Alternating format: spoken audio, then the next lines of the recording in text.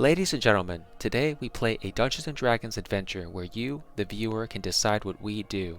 The first few people to scroll down and add a comment in the video comments section will decide the choices we make. Rogue's Choice by Sam Landstrom.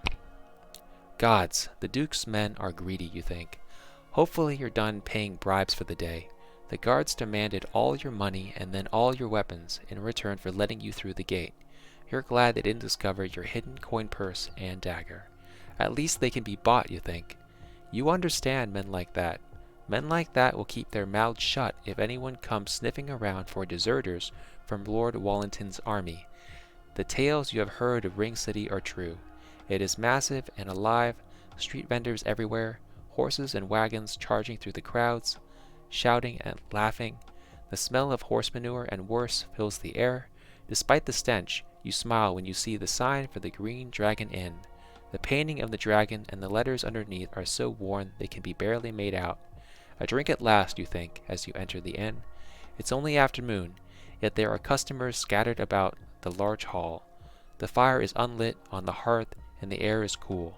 The barkeep wipes a glass as he watches over a trio of men playing cards at a nearby table, their skin grimy and their hair unkempt. Men from the silver mines, you think. A serving wench, wearing a stained apron, walks past the miners, balancing a tray with tall mugs of ale and what looks like hunks of cheese. One of the miners casually swipes at her rump, but misses.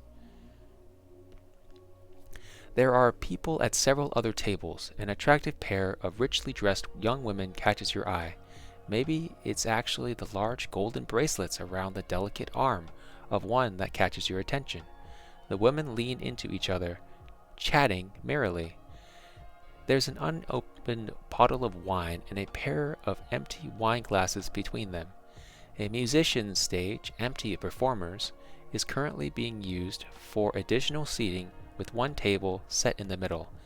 At this table, a muscular soldier sits across from a woman with long black hair that spills out the hood of her billowing cloak. He's not in armor, but his sheathed sword leans against his left leg at the ready. From the insignia on his tunic, you know him as one of the Duke's men. The woman is pretty, maybe even beautiful, although her expression is severe as she glares at the soldier, and you're not sure you'd like those intense eyes measuring you. A mangy dog makes the rounds between tables, looking for scraps or a scratch. The soldier looks over at you, a smile lingering on his face. From his conversation, your stomach clenches. You do not want to appear afraid, but you also do not want to attract attention. After all, you're a deserter. What do you do?